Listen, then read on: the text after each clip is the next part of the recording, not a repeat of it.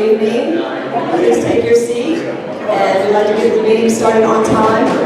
We have a lot to share. We want to make sure we have enough time for a Q&A from the audience after the presentation, so let's go ahead and get started. Welcome to the Beaches Watch August community meeting. I'm Maria Mark, I'm president of the Beaches Watch and your host for tonight. We will be videotaping the meeting, so for those who are not able to make it, if you would kindly share this with friends, family, neighbors, so they can also hear what our council members at large have to say about the beaches and what their plans are. So thank you so much for joining us. Before we begin, I have a few announcements. So as I said earlier, we always videotape our meetings, so please check us out on our website, beacheswatch.com, or our YouTube channel. We're always looking for members to join our organization. It's a way to help support us and what we do, like bringing these community meetings to you, our candidate forums, our scholarship for the Fletcher Senior High School, $1,000, and our Give Back Award to our communities here at the beaches. So our membership is $15 for individual, $20 for family, and we have a $5 student cost. The membership is valid from January through December, and our ladies sitting at the table, the sign-in table when you came in, they'll be glad to take your money tonight. If you are not a resident of the beaches, you may support us by just giving, by donating, so we'll take donations too. I'd like to go ahead and recognize our elected officials.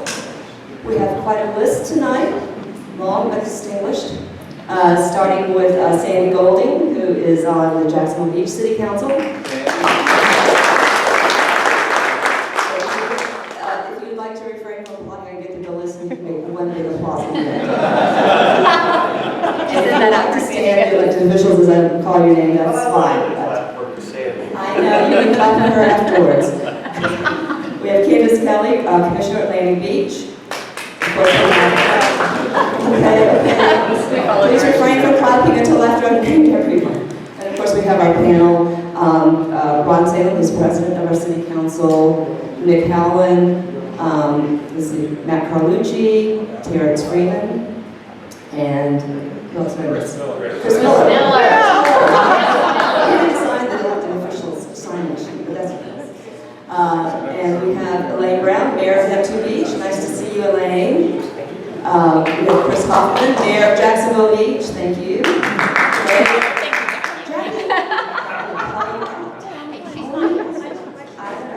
We have Curtis Ford, Mayor of Atlantic Beach. Welcome. We have Corey Nichols of Jacksonville Beach City Council. Welcome, Corey. Anyone else who didn't sign the sign-in sheet for elected officials? Okay, and I do want to let, for those of you who may or may not know, Rory Diamond, who is our representative on the Council for the Beaches, as you maybe noticed, he's not been at any of our meetings, but he's joined the Army, and he's currently deployed in Syria. So I guess that gives him a pass.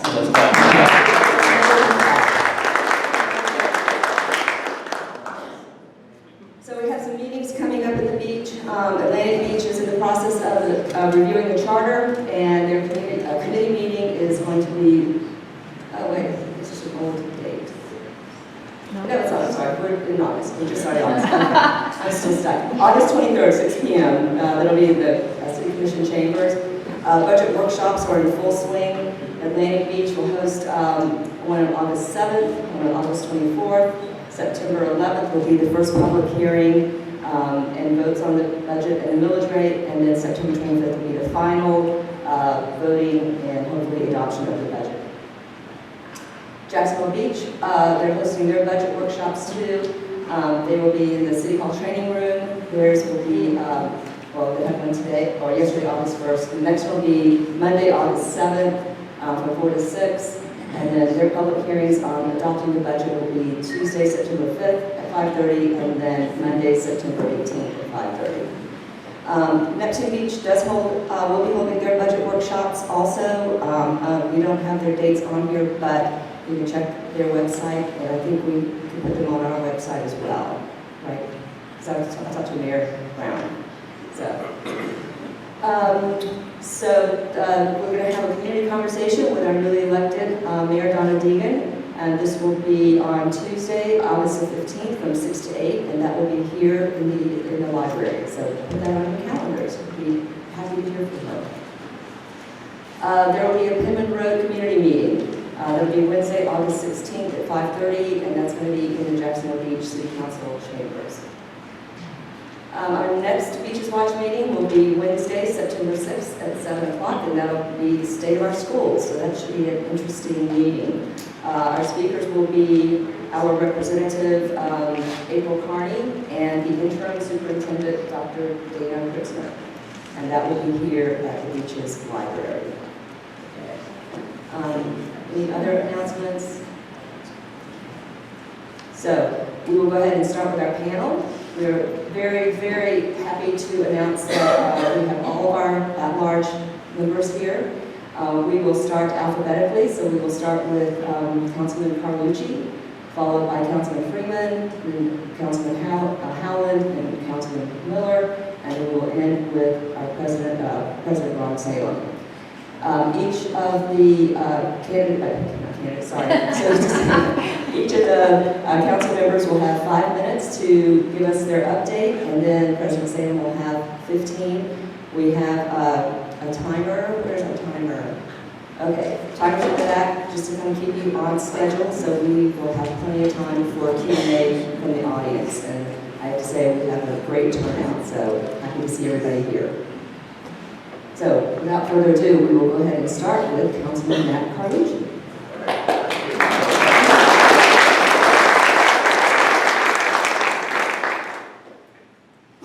Well, it's great to always be at Beaches Watch. I love Beaches Watch. I love coming out here. Because of COVID, I think we got kind of sidetracked a bit, but I see so many familiar faces. I could call them all out, and but I won't do that for time's sake. But it's so nice to see every one of you, and what contributors so many of you are to Jacksonville as a whole, and the beaches in particular. Thank you, Mayor. You're welcome. Appreciate that. I will say this, I think it's a great opportunity tonight because of all of us up here, these four in particular hold leadership positions. We've got the council president, we've got the finance committee chairman, we have the former council president, the rules chair, and we have our floor leader, Chris. So, and you can ask me a few questions too, but these gentlemen here, that's where the power is, right there. I'm just glad to have an office up there still. I thought I would come tonight. I need to introduce Corey Armstrong, my new council aide. Just a few minutes. This is a notice meeting, so we can ask and answer questions and not have to worry about the sunshine law. So we took care of that. My previous council aide, who's now in the mayor's office, took care of making sure this was a notice meeting. And we have a lot of council aides here tonight, and I'd introduce them, but it's up to you guys to take care of that. So I thought I'd bring you a little information that might be of interest to you of the beaches issues that I know some of you may be interested in, with some updates. So, Pittman Road. How many of you want to know what's going on with Pittman Road? Anybody? Okay. Meetings have been held with the beaches governments to get feedback and buy-in for the project. In fact, the most recent meeting was a Monday evening or so ago. A public meeting is scheduled the evening of August 16th with positive feedback and endorsement from the beaches governments. The study phase of the project would conclude and the project would then move into design. So if everybody is on the same page with Jacksonville and the beaches, different cities, then we should be heading to design on that. 2nd Avenue North roadway safety improvements. This is a multi-party project consisting of City of Jacksonville and the City of in the beaches cities and a private developer. The developer's design plans are currently 30% complete. The zoning and land use amendments are in progress. 60% design plans are anticipated to be ready in early of 2024. Upon completion of the design, permitting, rezoning, and land swap, 105 acres, City of Jacksonville will then step forward and construct the improvements in accordance with the developer agreement which is 2022-494. That's the ordinance that we passed that on. Jack's Pier, I think it's done. You know, if it's not done all the way, let me or one of these gentlemen know. Beaches renourishment, that's always an interest. And I have a consultant friend who works with the beaches on renourishment. The Corps of Engineers is currently planning to bid the project in late 2023, with construction starting in the spring of 2024. Renourishment includes the berm and the dunes. So I hope that is some help to you. I probably have used up 5 minutes. I don't want to take up a lot of chit-chat time, but I do want to say I love the beaches and I love all of you. And, well, I got 2 minutes left. I'm going to surprise my colleagues. I'm going to finish early.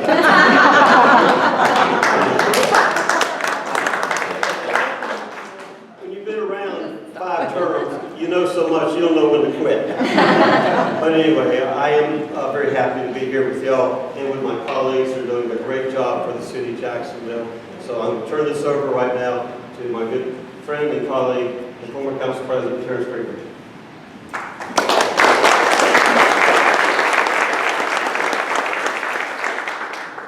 Thank you, Matt, as well, for saving us a few minutes. My goal is to try to be done in 3 minutes. But my goal tonight really is, for many of you, unlike Councilman Carlucci, I'm looking into some eyes that this might be the first time that I've had a chance to meet you. And so I just want to introduce myself to you. I'm Terrance Freeman, beautiful wife, Rachel, and the beaches, they're special to me. They're special to me because right across the street is where my wife and I made our pledge before God and man to unite. And my good friend Tom Berry performed the ceremony for us. And we all understand and we all miss Tom. So this is always a special place for me to come back to and visit. And memories that I'll never forget. But now we're blessed with 4 amazing daughters, 15, 13, 11, and 9. Just had a birthday on the 21st. And now God decided to send us a little boy who's going to be 10 months old in October. So yeah, life is definitely going full speed for me. On the council, it's been a great experience, and I just wanted to share a few things that were utmost important to me. As I mentioned, those daughters of mine, I really want them to not my little boy. I want them to choose Jacksonville as their home. And so I was a principal at a Christian school called Eagles View Academy on the west side of town. Just a little simple high school baseball coach. I see a parent of one of the young men that they're all grown up now, and I'm still young. I keep telling them they get older, I stay the same age. But I was told that the best way I could impact the lives of kids in our community was through policy. And I said, okay, well then what does that mean? And they said, you have to be a council member. And so I started taking that journey and learning what it takes to be a council member. And then God just opened some doors and was appointed by a governor and got to represent a part of our town that had never had conservative representation before. I faced much pushback, death threats to me, death threats to my family, pictures of my kids put online. Thankful for the men and women and our first responders that were always at least 30 seconds, what did they tell me, 1 minute away or 3 minutes away, depending on the type of challenge we might have faced. But I'll say that story ended beautifully, because 100% didn't like me when I walked in that room the first night. When I walked out that first night, 95% didn't like me. And then when we got to March of the next year, 30% of that district ended up voting for me. And what it just showed is the Republican, conservative, Republican, Democrat, whatever it is, if you love people, you love God, you have a heart to serve, and you show up, people will then follow behind you and support you. So I went on, became reelected, and then it took me to my year as president. And what was most important, I always said, was kids and seniors. I said that from day one. If I take care of kids and I take care of seniors, everyone else in the middle is taken care of.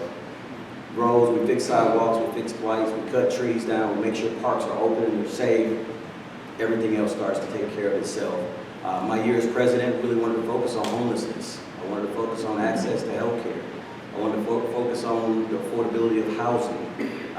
And those things we all tackled, and many of them we got across, one being JUMP, which was a workforce development initiative, where we took a portion of monies coming back from developers, and we put it towards an internship, pre-internship, re-upping, skill-upping for kids and for young adults. And then preferably as well as some of our second chance individuals. And that is money that is going to continue to help grow our workforce as we continue to recruit companies to come. So I'll end there. Welcome any questions. Much rather I like the question and answer portion better than telling what I've done, because I kind of feel like that's bragging, and that's not why God placed me in the seat. So thank you so much.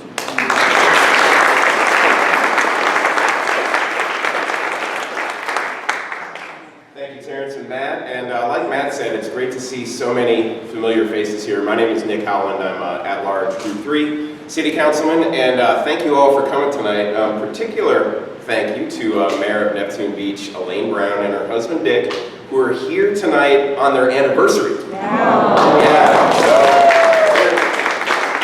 I think you guys need to get to marker 32 at this point.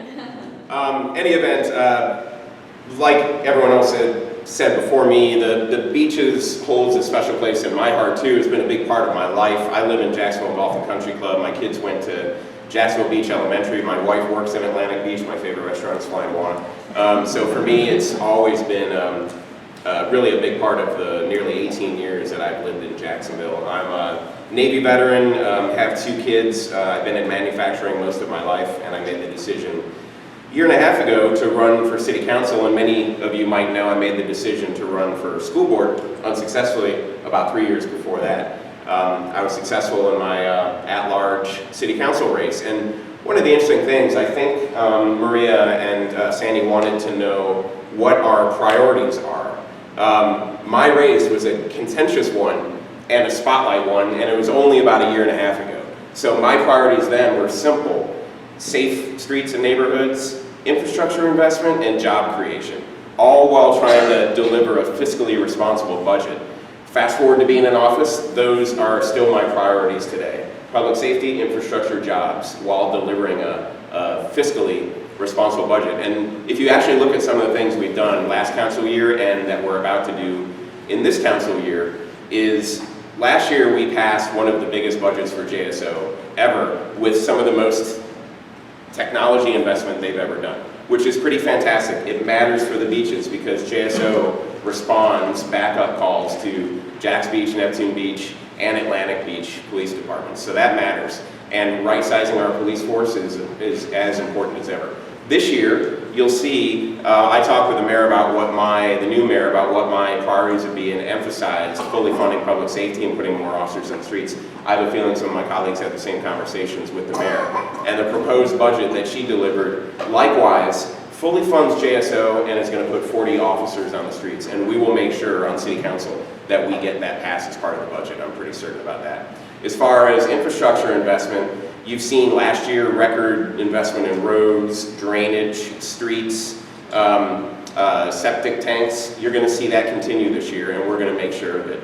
Also, another priority of mine, it's not as pertinent for those downtown, but I know many of you care about it as well, is I've had a particular concern during my time in 18 years in Jacksonville about certain neighborhoods near the urban core that I think are underserved yet very strategic, and those are Durkeeville and the east side. So I've made sure in particular that I've been able to fund some infrastructure and workforce development initiatives in those 2 areas. And then finally, jobs. I think you're going to see a lot of emphasis in the next year or 2 years, certainly in the next 4 years of council, on job creation.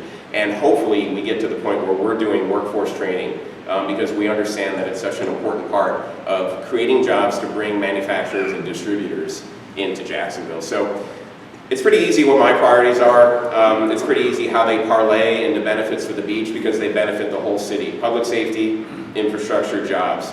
And I will be at the August 16th Penman Road discussion. Rory actually, through our executive council assistants, and mine is here. I'm biased, but I think Amber Lehman, my executive council assistant, is the best.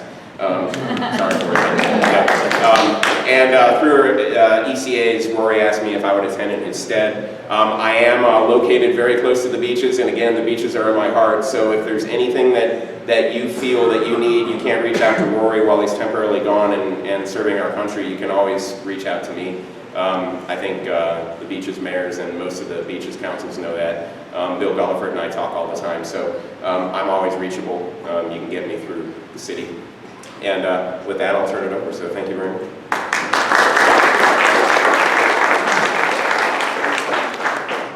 Hi everyone, my name is Chris Miller, and I'm the at-large At-Large Group 5 councilman, and you know, when I ran for this race, I spent a lot of time out here at the beaches, and know a lot of you, and I've gotten to know a lot of you better. I call it my listening tour.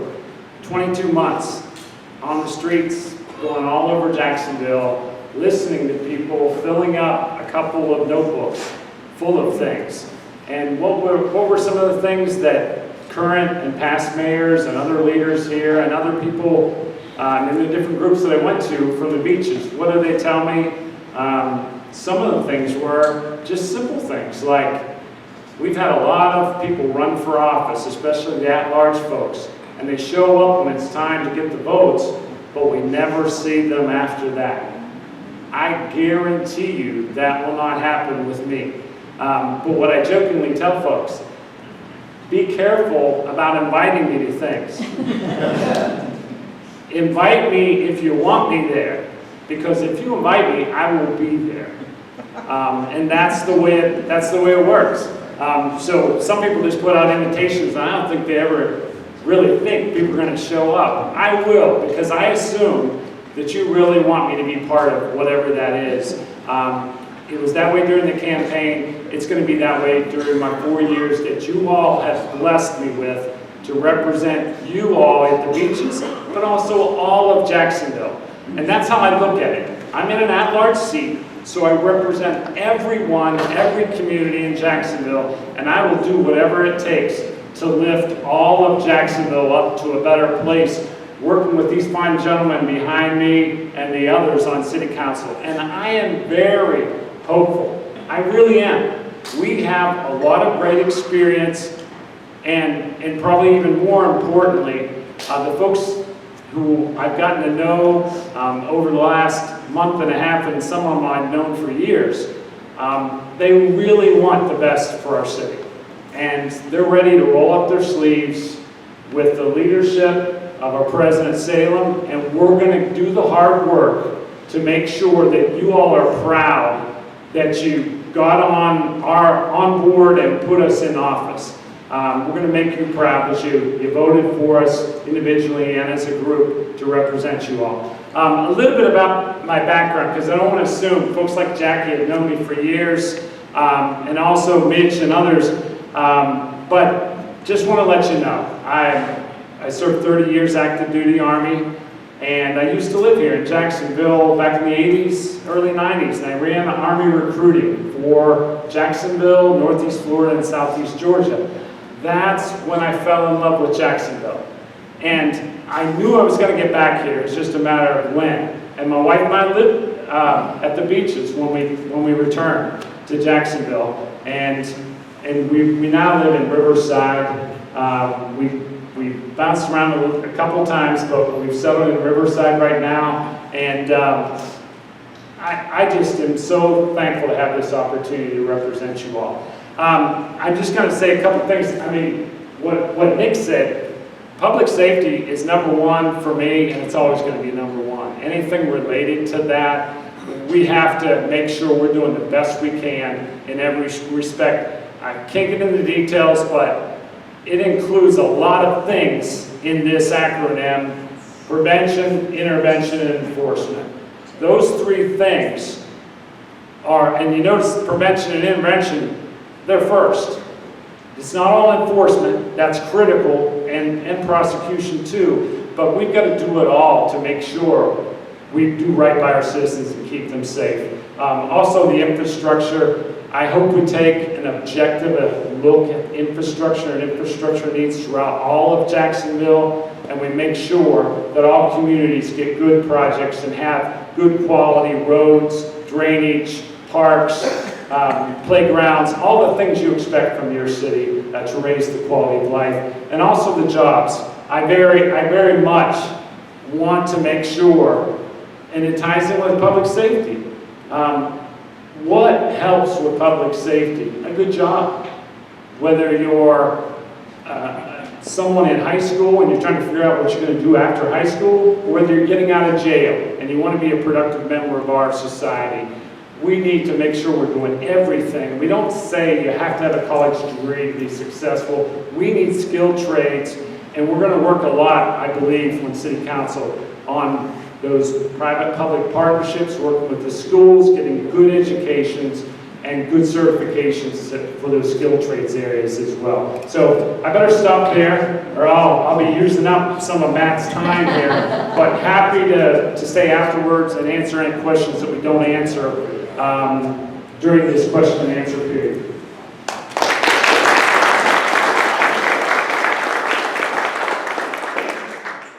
Thank you.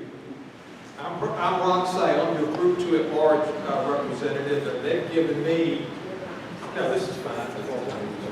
I've just got some notes, and it's easy. No, you're fine.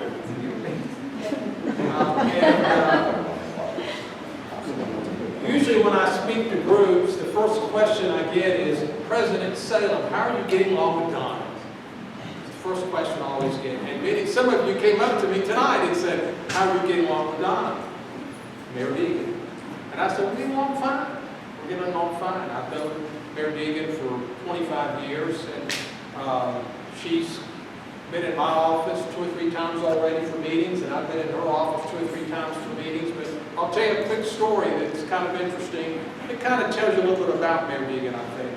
I was in my office 2 weeks ago meeting with the Office of General Counsel, police, JSO about the new concealed carry law, which impacts government buildings, as some of you know, and we're trying to wrestle with this. And Karen Bowling, the mayor's chief administrative officer, was in the meeting, and it was kind of contentious. And I had my aide, Nikki Evans, next to me, and we were going back and forth. There was a knock on my door, and I looked over at Nikki and I said, "Who the hell can knock on the door? We're in here meeting like this. Go see who it is." She goes to the door, opens it, it's Mayor Deegan. She says, can I come in? So we welcomed her in, she sat down, she began participating. And that's fairly typical of her, I think. She's been on the floor several times, and to me, that's a great sign that how she wants to work with the council. So what I'd like to do in my 12 minutes remaining is go through the priorities I had that I went through at my installation speech a few weeks ago. And many of them relate to the beach, but some of them don't, but I'll try to relate it where I can. The number one priority that I had then was orienting the new council members. And we have gone to great pains, Chris being one of the new ones. We had a long orientation in June prior to them taking office. And I have been personally so pleased of how the new people have oriented. And we've had one council meeting, and Councilmember Miller is the floor leader. And we had a great meeting. It finished at 7:30, which we were all very pleased with. And it just went very well. And that was with an hour and a half of public comment. So I think what I can tell, the new members are oriented, they're functioning, they're introducing legislation, and I'm very pleased with how that's going. The second priority that I mentioned was my effort to move the jail process forward. And I've had a lot of people call me, why are you concerned about the jail? And that jail serves the people out here too. Your arrest people go to the jail downtown. I would encourage you, if you've not been in the jail, take a tour of the jail and you'll see my concern. That jail is over 30 years old. Thank you. It needs to be replaced. And one of the things I enjoy doing, particularly as an elected official, is trying to tackle issues that I see are lingering. And there's been no movement. And a new jail has been talked about in this community for over 5 to 10 years. So I've appointed a special committee. It's chaired by Councilmember Boylan. It's a 5-member committee. They are already active. All 5 of them have already toured the jail. The first meeting is August 16th of that committee. Chris, you're on it, correct? Yes. Chris is on it. And they're going to be looking at all sorts of things related to a new jail, from size, location, healthcare services, mental health services, all those things as we look at cost, as we look at moving the jail hopefully out of downtown, or at least a much smaller presence downtown. They also will be meeting with the judiciary, the public defender, the state attorney, the clerk of the court, to make sure all the relevant people that use the jail, their issues are raised and addressed as we look to move the jail. I think it's a critical issue for our community, and I've been very pleased with the response. And along with the new jail, one of the things, I'm a big mental health advocate, as some of you may know. We initiated during the term of President Missouri our mental health offender program, which was a pilot program then, it's now a full-time program. This is where we are diverting misdemeanor arrests that have a mental health problem away from the jail into the Sulzbacher Center, where they can receive wraparound services and stay out of the jail. These people do not belong in the jail. They were arrested for, thank you for the clap. These people were arrested for trespassing, urinating in public, things like that, and have no business being in the jail. One of the ones that is in this program was arrested 97 times in 3 years. The last time he was arrested, he was in a dumpster, and he said, "I'm here because no one will bother me." So and we have now graduated about 15 people from this program that are now functioning, living in our community in an assisted living or an apartment, that kind of thing. So it's a very successful program, and I hope it's the start of something in this community, where as we build a new jail, we really consider mental health services as a big part of that.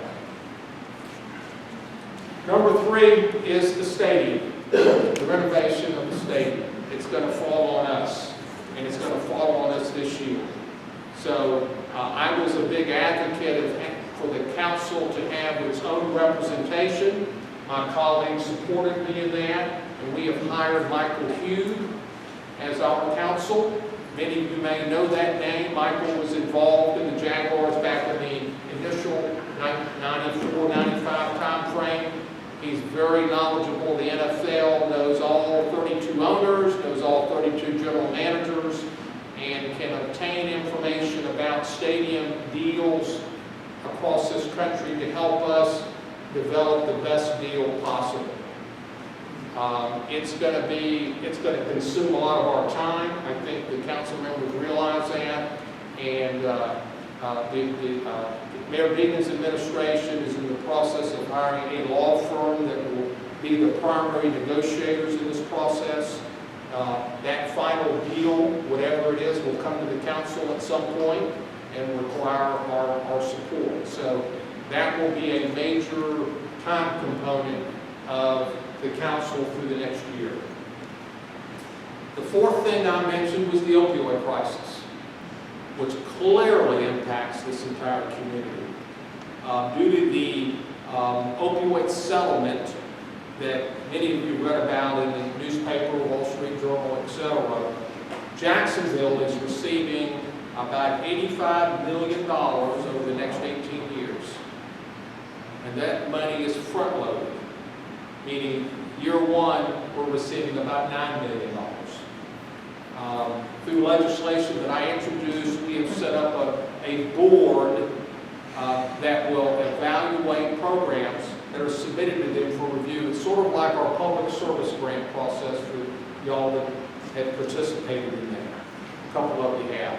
So you'll be able to send proposals, this board, and I have submitted 3 names, Mayor Deegan has submitted 3 names. Those people will be going to the council for confirmation here very soon, and that board will be functioning, and then we'll be reaching out to the community for various types of grants that we can support and hopefully begin to turn this crisis around. Bill Delaford was the leader behind all this. In 2017, I think it was. Yes.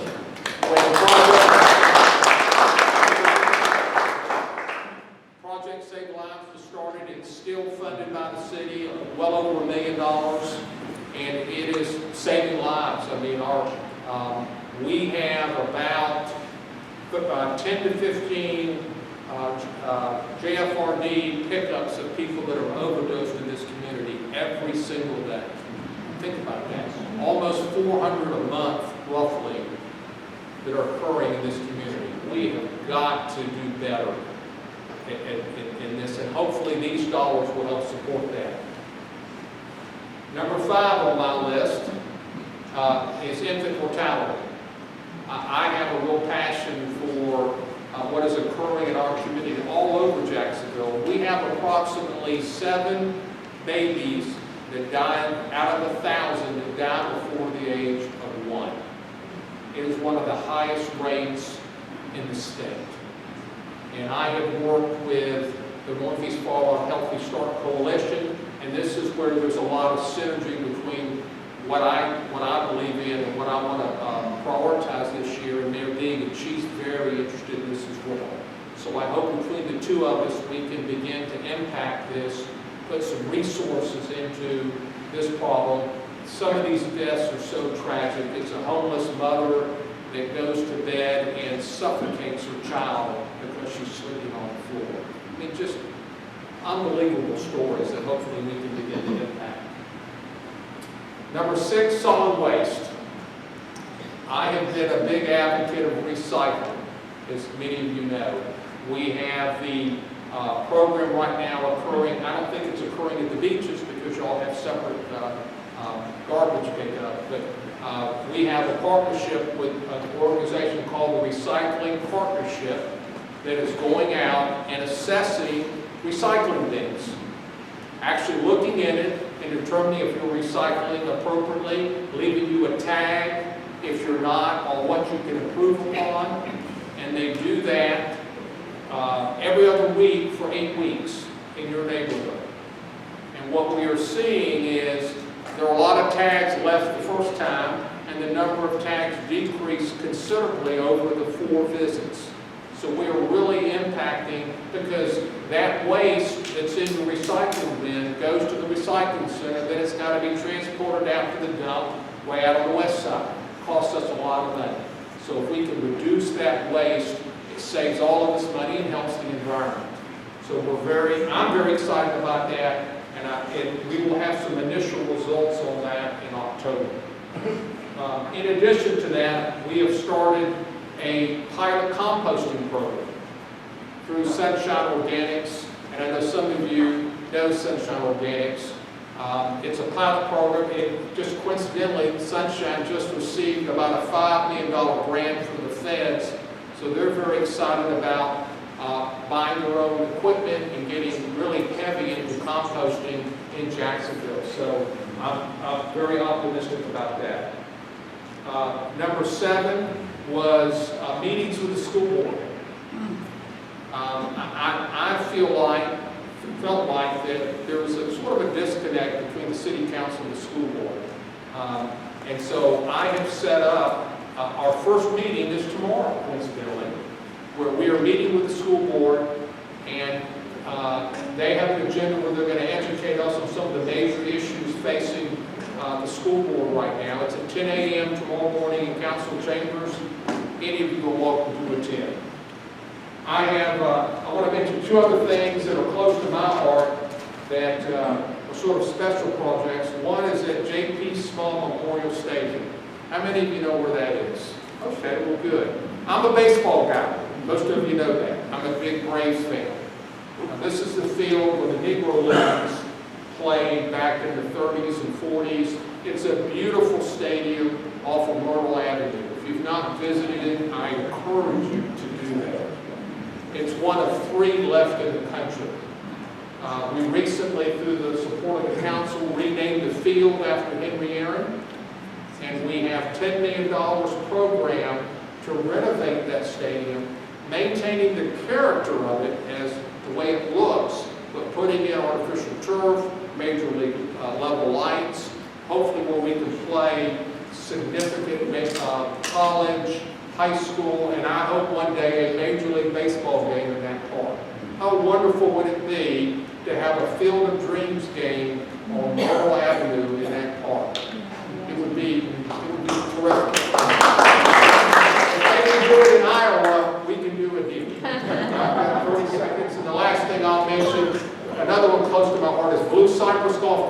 Arlington. I play there probably once a week. It's a 9-hole course. We're going to add 3 holes out there, and we're going to bring JU and First Tee out to that golf course. I think it's a wonderful course. I encourage you to visit it. It's obviously a public course, and I think it's a real asset to the Arlington area and Jacksonville. So those are some of the things I'm working on. My time is up. I appreciate you having me, and hopefully that tells you what I'm looking to do over the next year. Thank you.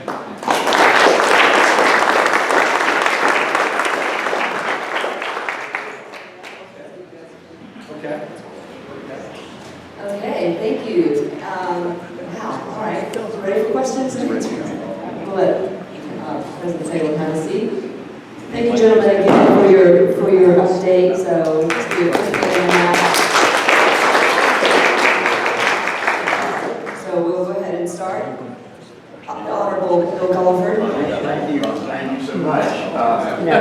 First of all, I'd really like to publicly recognize President Salem's help at the development of Make Work. He's been a great asset for that. And for those of you not aware of what's going on there, I think you're going to be very proud. OSERCH got their $5 million for research facilities. Docks are close to being finished for their research vessel to tie up, and that'll be a great thing. And we're moving ahead with that. So, and I think maybe one of my fellow citizens will be talking about, asking a question maybe about paying for it soon. The other thing I'd like to thank each of you who voted for it was the money that the city contributed to Sulzbacher's new campus, the men's campus on the north side. That was significant. Cindy Funkhauser is here, and that woman right there, everybody in this city owes her an awful lot. She has been fantastic. I might add, though, on that $30 million project, we're still about $3.5 million shy, so we're going to be taking up a collection on that on the way out. I have 2 questions or 2 comments about taxation relative to the beaches, and I'm glad that you brought up solid waste, Mr. President. For the last, I know, it's a hot topic, and before I left the council, it was obvious to me that we had a problem with the revenues for solid waste not matching the expenses, and so therefore, for the last several years, we've seen the general fund through a loan to solid waste, in effect, subsidizing it. Now, I understand that process. At some point, it's got to be addressed, and at that point, because the beaches have a vested interest, we pay for our own garbage. 2 of us pay for tipping, 2 cities pay for tipping fees. So in effect, you can make a strong argument that the beaches, if that is not paid back, are subsidizing the garbage or the solid waste in Jacksonville. So I would hope that when you look at that, you will make sure that the general fund is paid back fully with whatever that solution is. The other issue, and I'll share a statistic with you, in 2021, the beaches contributed 11.9% of the property taxes to Jacksonville that Jacksonville collected with 3.5% of the population. It's a pretty significant number. And one of the issues that came up when I was on the council was this idea of, we came up with, hopefully will be a unfunded liability pension issue that we addressed in my second term with the future sales tax, paying the pension down once we paid off the rest of the Better Jacksonville sales tax revenue that we needed to pay off Better Jacksonville sales tax. Well, you can make a pretty strong argument, and I did at that time, that in effect, the beaches with that sales tax would be subsidizing costs that we really are not responsible for, that is pensions in Jacksonville. Now, I understand that we do pay for, we have some city services that are provided to us, say from the sheriff's office, jail you mentioned, etc. But there's a lot that's not. The same thing with general employees, etc. I was said the beaches will be taken care of. What I was really told was, don't rock the boat because this is going to be a tough issue getting past the voters, etc. So be quiet. And hey, I'm a team player. I went along with that. My request for you, or my question would be, is we're still a ways before that kicks in, but wouldn't it be nice if we had a little study to see how the beaches might be compensated, see if we can come up with some real numbers and see how the beaches might be compensated for their sales tax contribution that they really shouldn't be contributing. So I mean, that could be a rhetorical question to you. I'm just throwing it out. In the next couple of years, it'd be really good if council sat down and took a look at that. It's a fairness issue.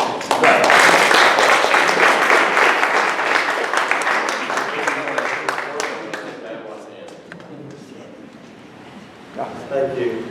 That's a very good question, and both of them are.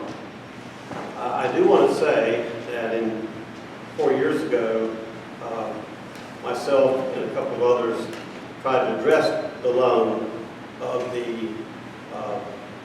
that because our garbage fee in Jacksonville, unlike the beaches, doesn't equal the cost of the service. So we've been borrowing and borrowing.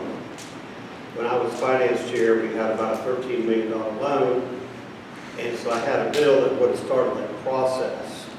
And we had support for that bill, but it evaporated the day of the meeting. So now the loan at the end of this budget year will be $57 million. And going into the next year, it will be $80 million. And I'm just mentioning this because I had a meeting on this today, as I've had other meetings on it. And we've got to address that. But what's the good time to do it? We're doing the budget, so we can't do it right now. We're negotiating with the Jaguars, we can't do that right now. But every year we wait, Councilman Bellenberg, you're so right, that's going to get bigger, and I hope that we collectively can have the political will to go out into the community and explain, we got a problem, we got to fix it, while we're doing these other great opportunities with the Jaguars. But it's not fair to the beaches.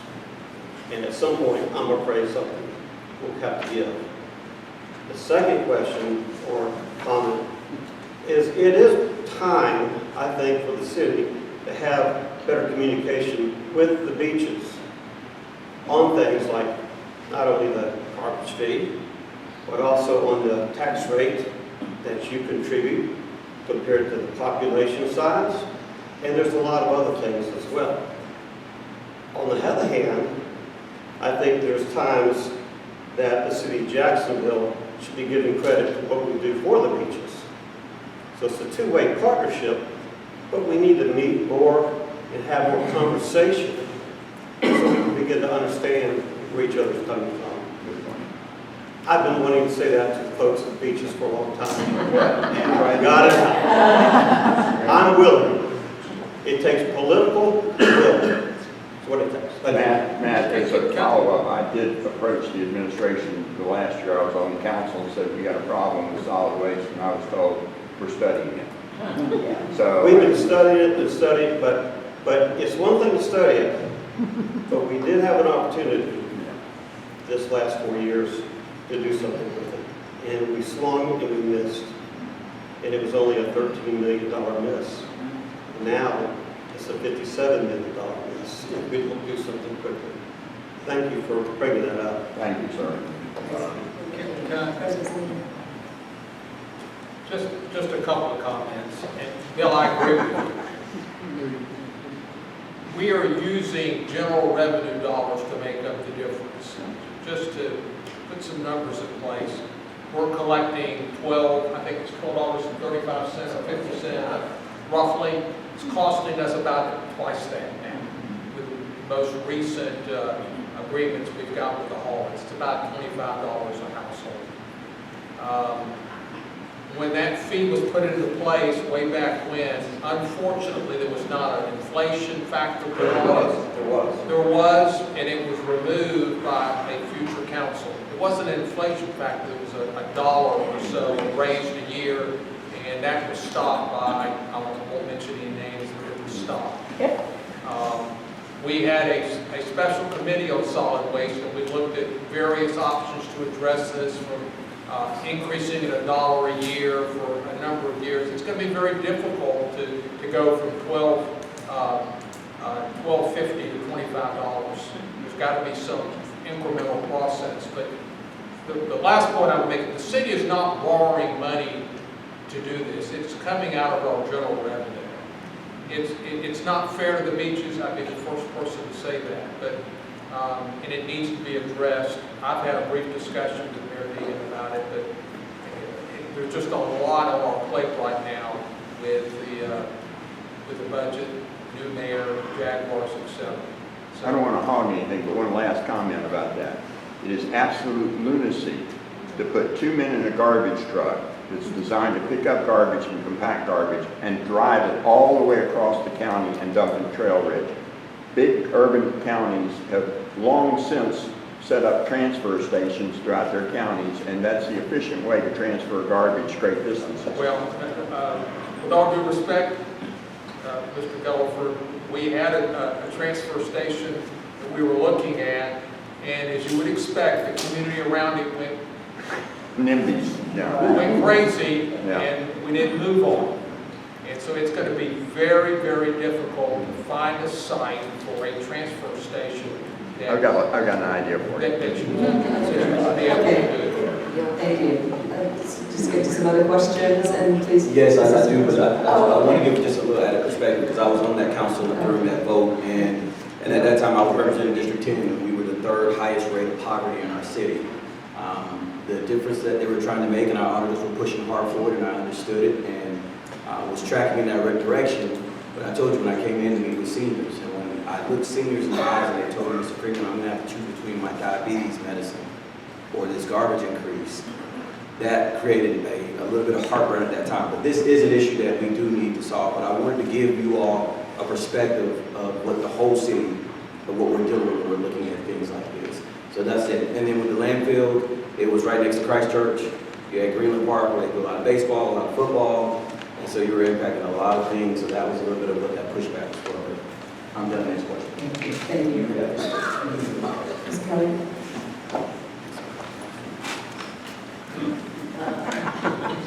So I do want to praise 2 things you've done recently, most especially with the impetus from Mayor Glasser, and that is that you gave us money towards the lifeguard station, which the whole county uses, and you have given us money to expand the community center, which a lot of North Beach's Jack's residents come down and use our facilities. So we thank you for that. We'll probably ask you for more. The number 1 priority in Atlantic Beach is resiliency, and so hopefully our engineers will be able to talk to your engineers and coordinate as much of that as we can between the 2 of us with the most number of grants we can get.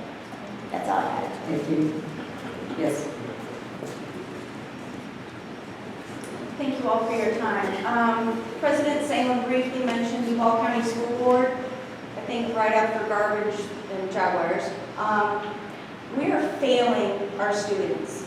The FAST studies just came in, 6th grade reading, was at 38% proficiency. 38%. As a community and as a school board and as a city council, we need focus on our students, on our youth and our future. To have 38% of our 6th graders failing, or 38% proficient in reading is unacceptable. And I beg you to work and to actively work with our school board to focus on issues beyond the Jaguars, beyond garbage, and look at our future. The second point is just finishing a recent mayor's race, was very, very close. The beaches had a very strong support for Mr. Alfararo, and I'd like to know, I know Mayor Deegan has supported him for the Director of Neighborhoods, and I'd like to confirm or know with you all that you support that coming vote. Thank you. You need the microphone, Mitch? No. No? Oh, wait, I'm sorry. Mitch, do you have comments? Not really. Whatever. You want comments on Mr. Ferraro or the school board in general? Either, both, yes. Okay. Well, I can tell you, my kids, my grandkids are all in public school. And I've worked very hard with the school system, not only to half-penny sales tax. I was intimately involved in that because better schools equates to better grades and better performance of our students. And also better pay for our teachers helps with better performance for our students, and I supported that heavily as well. I've always been involved in our public schools, and I will tell you, you bring up a good point, and I will commend our council president for having this joint meeting, because we haven't done that for a long time. I think the last time we did that actually was back 20 years ago when I was council president, because it is crucial that you combine and that you work together with the school system. Sometimes it's hard to find partnerships, but the partnerships we can form are those around literacy with the not-for-profits that can reach in and do some of the things that government can do. And thank you. And so I served as a CEO for a literacy company, Read USA. And the data actually back then, which was about a year and a half ago, was I believe about 60%, over 60% of our students when they graduated and completed third grade were reading below grade level proficiency. And we understand that from birth to third grade, they learn to read, and from fourth grade on, they read to learn. So that is a challenge. But another thing I learned, and I was proud to host book fairs at every elementary school, even out here at the beaches, every kid got to get 3 books. Because I was one of those kids growing up that couldn't afford to buy books at book fairs. So I went out and raised money for it, but here was the challenge. We're partnering these kids in the summer with teens who were struggling readers, which was amazing. The team became a leader, became a rock star to this younger person. Both had gains, and actually the teenager had higher gains, and we were able to pay them. That's a job. But the challenge is we send these kids home and their parents are hungry. So when you look at that question, and I love that question, and we did meet with school board last year, and I'm very good friends with almost all of the school board members as a former educator. Their budget's bigger than ours. They're in the 2 billions, and we're at 1.7. You hear of the issues and the needs of our community here. So how do we help as a city? KHA. You look at our after-school programs. Forgive me for drawing a blank on the numbers of kids that are serving in Team Up, communities and schools, Boys and Girls Clubs. Those things are funded through KHA, funded through the efforts of this council and the programs that go with it. Public service grants, Councilman Carlucci mentioned that earlier. So we are doing our part, but we also got to hold our school board members accountable. And I beg them, where we can partner, let's do it. And I think one place we can partner are these old buildings that they're now transitioning out. Wouldn't those be great locations for affordable housing? How can we, for our teachers, for our firefighters, for our first responders, our baristas, people that are looking to enter into this owning of our home. So I'll end with that, but I do agree with you on that. And then your second question was regarding Councilman Ferraro. I know my colleague said it's a notice meeting, but I pride myself on when the issues stand before me as this body, that I will wait until I get all the information. And when we address those, especially as the chair of this committee, and I've told everyone in the committee, we will address those questions then. But he was one that she has put forward, one of many appointments that she's placed forward. So I'm grateful that you're asking about that one, but we will address those issues when they come forward as a body. Thank you. I'll talk. Sure. All right. Well, I might as well speak on it because the $1 million increase came up for teacher salaries, and I was one of the few that voted against putting that on the ballot. And I did that because I thought there was a better way to give teachers more money and higher compensation right away. In fact, no teachers have actually received higher compensation from that $1 million increase yet. They could have received it at the end of the last school year or the new school year, because there was $300 million in unallocated ARP funding that came down to the school system last year. The ask of $1 million increase was $300 million over 4 years, $80 million a year in additional tax revenue. And the argument being made was that you couldn't use that $300 million on ARP funding for teacher salaries, which the school district said was the most important factor to improving education. That's not true. The Department of Education, National Department of Education, wrote to the Florida Department of Education and all the school districts saying that our funding can be used to address the teacher shortage through compensation and bonuses. So we actually ended up in referendum putting that $1 million in. We're now being taxed more, and teachers haven't even seen that money yet. So it's a little disappointing when they could have received that money right away. The Secretary of Education agreed with that, the Florida Department of Education agreed with that, but our school district did not. Sometimes I worry that the leadership of the school district is not often doing the best thing for our teachers and our students. So we need to be cautious of that, and I hope we choose a wonderful superintendent right now, and I have confidence that the school board will make bad choice. Other than that, both my kids are in Duval County Public Schools.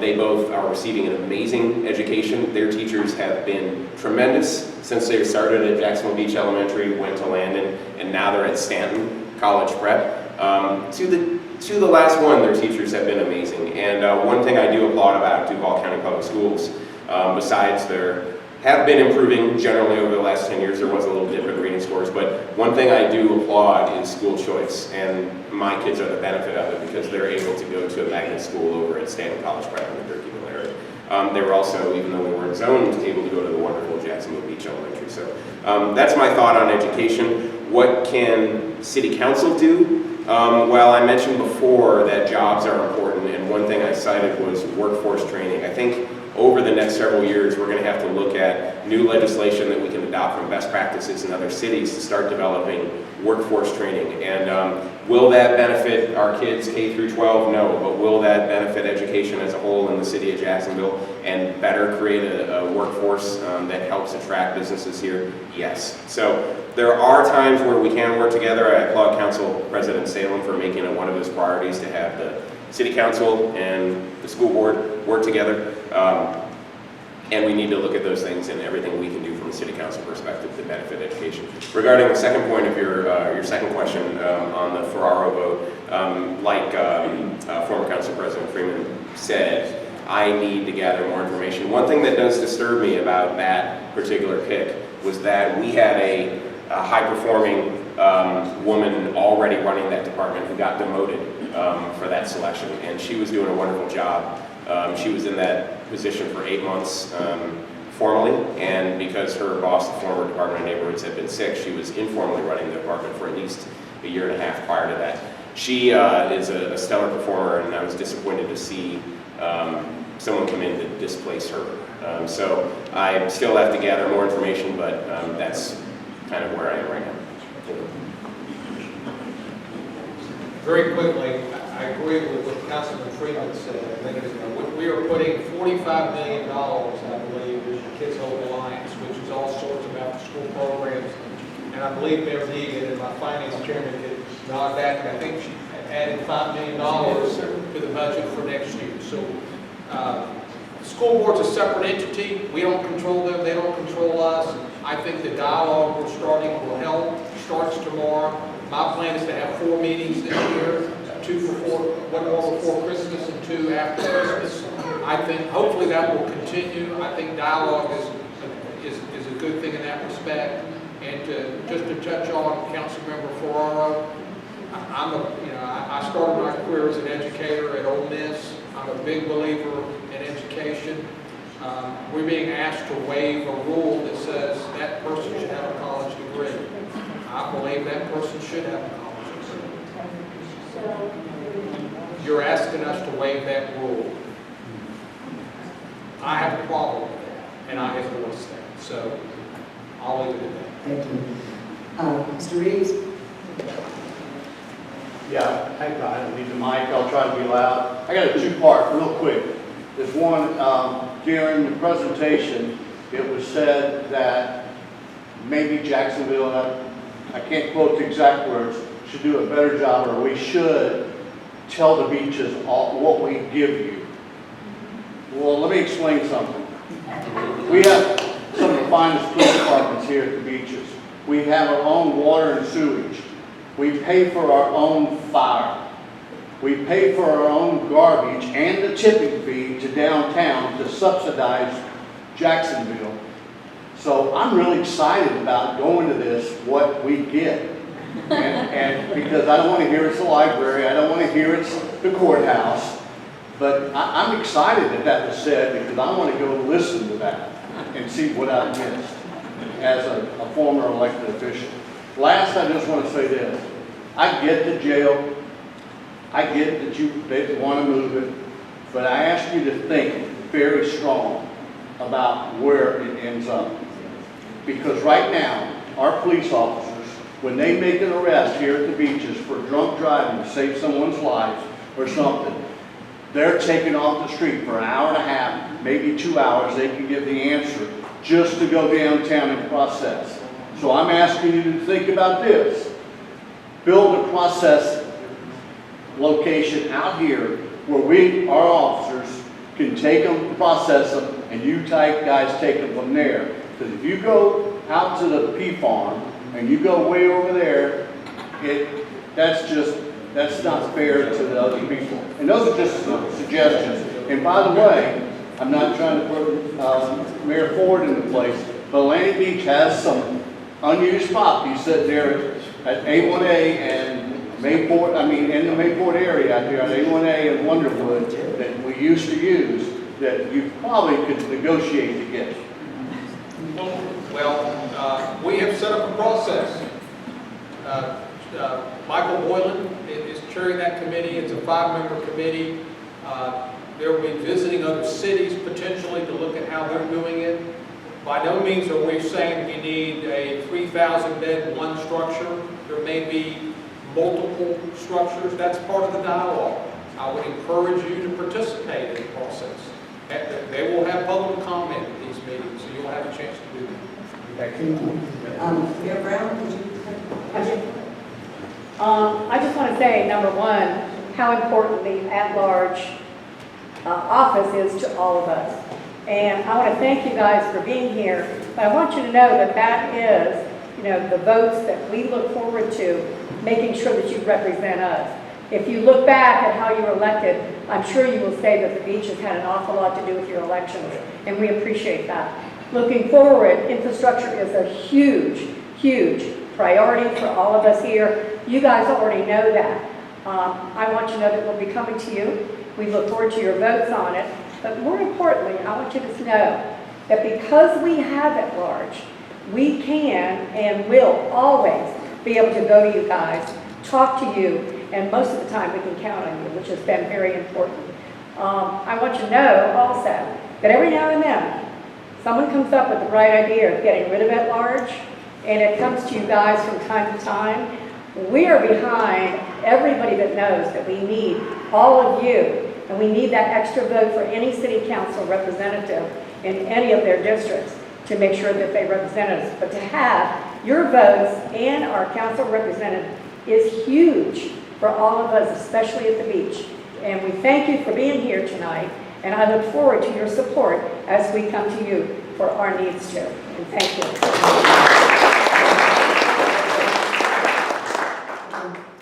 Me? Yes.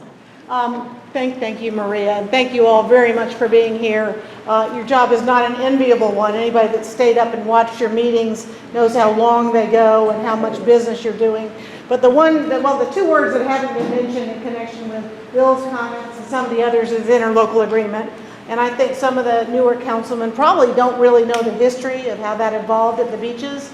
And some of these issues of parity, infrastructure, could well be served with a renegotiation of that agreement. And I don't think each beach city is the same. We have different needs. I think that's a pretty fair statement. But I brought a copy of a letter I wrote to the beaches leader on what I think is the need to take a look at the interlocal agreement and renegotiate, not sue, because there are some parity issues. So if I could just get you to give those. All right. Thank you very much for all you do. Thank you. Just a caveat. So normally I end the meetings right at 8 o'clock because I like to begin and end on time. But this is a special meeting. We would like to hear from as many people as we can if time allows.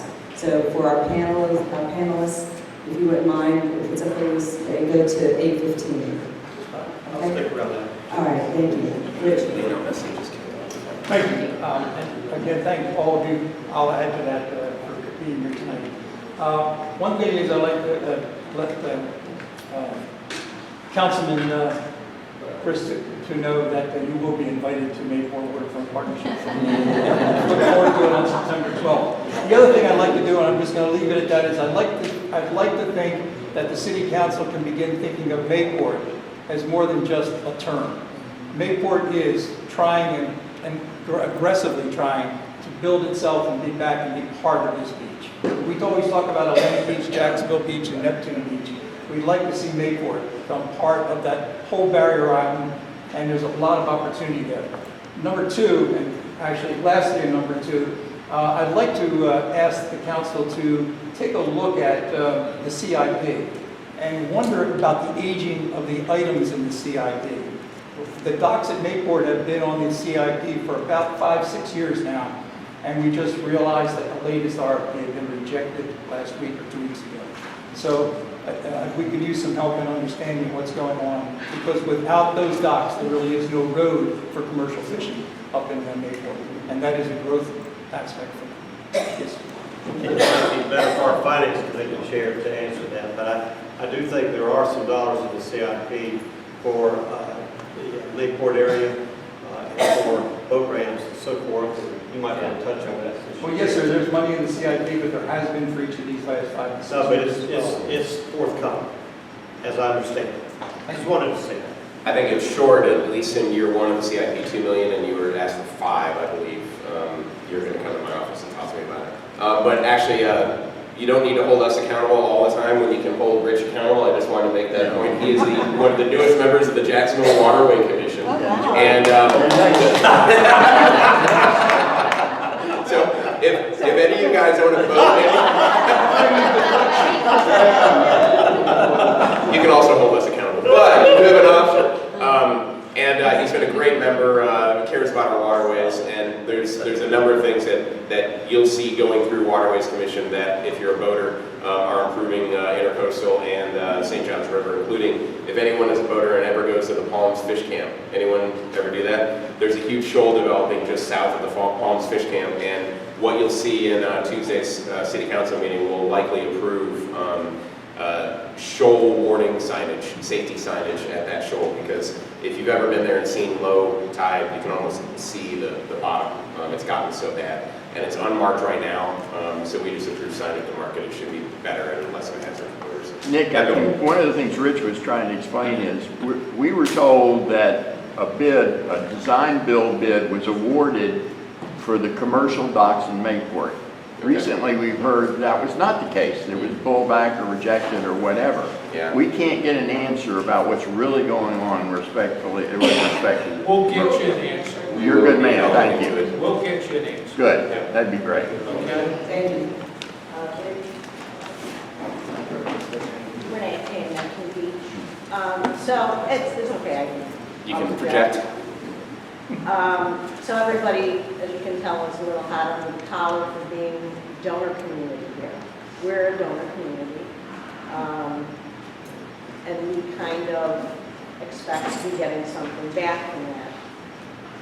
There was the comment that the Jacksonville Jaguars negotiation is something that has to be considered before we're made whole. I look at the Jacksonville Jaguars negotiation as the opportunity to make us whole. We're asking for $1 billion of taxpayer money. And as the donor community, that is going to fall on us again. We are going to be paying the bulk of the $1 billion ask. So as part of that negotiation, I would use that as an opportunity to A, make us whole, and B, I know you guys are going to be involved in all the negotiations. This is a once-in-a-generation opportunity to really, really maximize that particular project on behalf of everyone in Jacksonville. I spent 15 years at Sports Illustrated. We moved down here from New York, from Bronxville, which is the hometown of Roger Goodell. We have a lot of friends and acquaintances who are major league owners. We know how this works. We understand how the ask works. And now we've moved to, as I said, a donor community that hasn't been made whole over a number of years. And here's an opportunity where we can do it. And then the last thing I'll say is, I'm not aware of everything about the jail, but if my math was correct in what you had said, the jail's 30 years old, and we were considering this 10 years ago. Why are we building buildings that become obsolete in 20 years? I just got a new air conditioner put in that has a 10-year warranty. Why is a multi-million-dollar building going obsolete in 20 years? That is a mismanagement of taxpayer funds, and I just would like a little more accountability. So I guess to sum the question, stadium jail, right? And I have a feeling we all, I have a feeling we all have comments on that one, and I'll start really quickly. There's no doubt that the Jags are so fundamental to our way of life in Jacksonville, and likely to be, very likely to be far into the future. But when I spoke about my priorities in the introduction, I said public safety, infrastructure, jobs, all while being fiscally responsible. What a challenge. That's an infrastructure investment, upwards of potentially $1 billion, while being financially responsible. But what I have to say is, I also mentioned school board and the one bill and why I voted against it. I did that because there was a pot of money that I thought could address exactly what the superintendent was coming after, which was address the teacher shortage through additional compensation. And that pot of money existed, was unallocated. We didn't need to raise the taxes for it. So one of the things that I think you'll see a fiscally responsible city council do during this whole process, with a lot of strategic projects looming, is figure out ways we can monetize other assets so we don't have to raise taxes. Or what you might see during this budget process is, and you have seen, because again, it was a conversation I had with the mayor, and I think the council president likely did as well, you might see some of the operating revenue we have go towards paying down existing capital budgets to create debt service room. So therefore, we limit the opportunity or the necessity to potentially increase taxes. So we'll be looking at these projects in a very fiscally responsible way, and that's just what I wanted to mention. And I'm sure either stadium or jail President will say something. I'll just jump on the jail for a second. It's 34 years old, I believe. It was a 25-year structure. Unfortunately, it was built up. That was the trend when that facility was built. It was a tragic mistake. Any jail today is 1 floor, maybe 2 floors. I would encourage you to take a tour of the jail. It's just in really bad shape. And the problem is, we're going to start getting into lawsuits from inmates because of the conditions in the jail. If we don't start a process soon, we're going to pay huge dollars in lawsuits for that thing.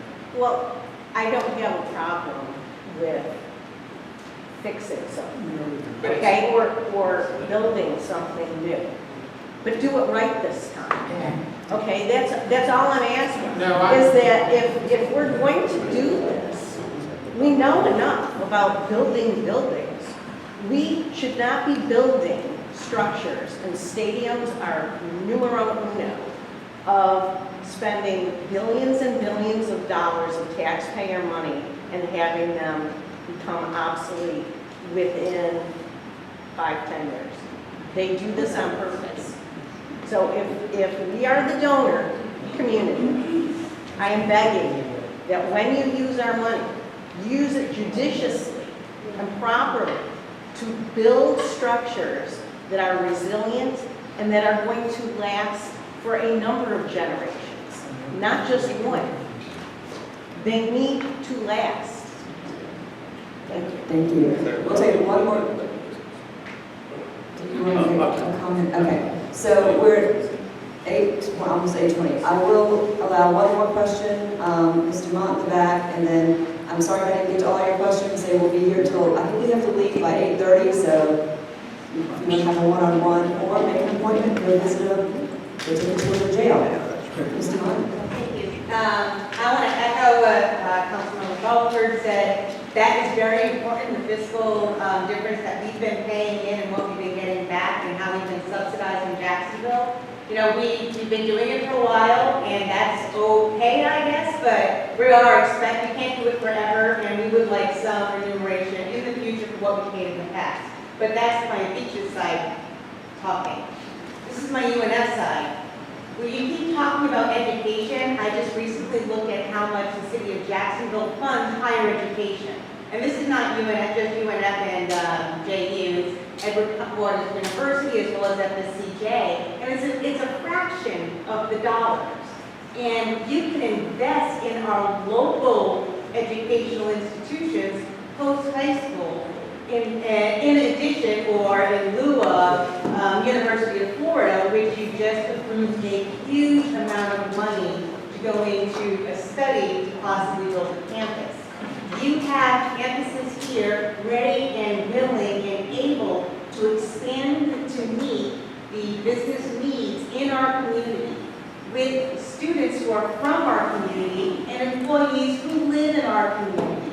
So I just ask, as you go through this, think about, as you go through the budget, think about investing more in our higher education institutions that we already have here. And as a former member of the PSG, I need to make a plug. I also looked at the data that went, the money that went to the PSG, Cultural Councils, and Kid Hopes Alliance. And the PSG was at the bottom.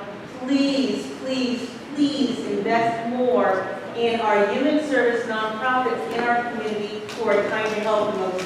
Thank you. Thank you so much. And I wanted to compliment my colleague here. He definitely was in that. Just with the education piece, and I was in the hot seat when the UF Health, University of Florida came.